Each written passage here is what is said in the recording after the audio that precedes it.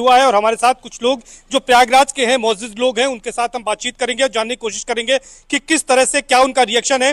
CA 2019 में जब लागू किया गया था, तमाम लोगों ने इसका विरोध किया गया था, खासतौर पर कई महीने तक धरना प्रदर्शन लोगों ने किया था। लेकिन अब इसे जिस तरह से गृह मंत्री जी ने घोषणा की थी, प्रधानमंत्री जी ने इसकी अधिसूचना जारी कर दी है, अब लागू हो गया है। क्या रिएक्शन है आपका? सबसे पहला क्या रिएक्शन है यहाँ से? कोई रिएक्शन नहीं, पूरी तरह सम्मान है। और हमारे जो मुस्लिम समुदाय के लोग हैं ये भी सीए का कानून पूरी तरह से वो मानने के लिए तैयार हैं।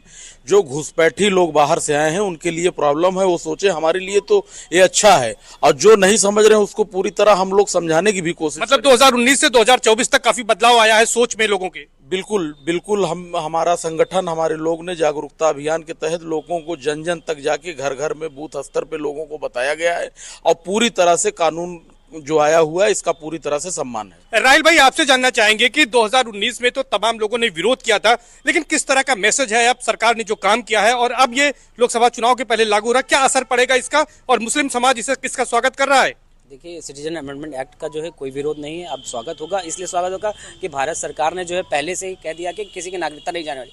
और मेन चीज़ ये नागरिकता देने का कानून है, छीनने का कानून नहीं है। जैसे विदेशी जो भारत से घुसपैठी हैं, विदेशी हैं, उनके लिए सोचने की बात है। और दूसरा, उनको भी नागरिकता दी जाएगी जो बाहर के देशों में रहकर प्रताड़ित हुए हैं, जैसे उनका धर्मांतरण किया गया हो या हमारे हिंदू भाई बहन दूसरे देशों में रह रहे हैं, तो उनको यहाँ भारत में नागरिकता मिलेगी इस कानून के तहत।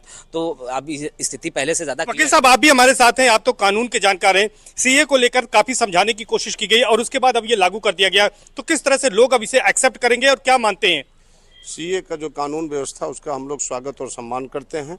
हम लोग गांव में जा जाकर हर जगह संदेश और मैसेज दे रहे हैं कि सीए का जो कानून है आज है, और उसके बाद जो है जो यहाँ बाहर से घुसपैठी आए हैं उनके लिए है कि उनको जो है यहाँ का नागरिकता ना मिले और उनको बाहर। मैम, आप भी हैं यहाँ पर, महिला हैं आप, और सीए को लेकर पहले जिस तरह से भ्रम फैलाया गया, लोगों ने प्रदर्शन किए, लेकिन अब सरकार ने इसे लागू किया है। अब किस तरह परिस्थितियां बदली हैं, मुस्लिम समाज भी इसको स्वीकार कर रहा है?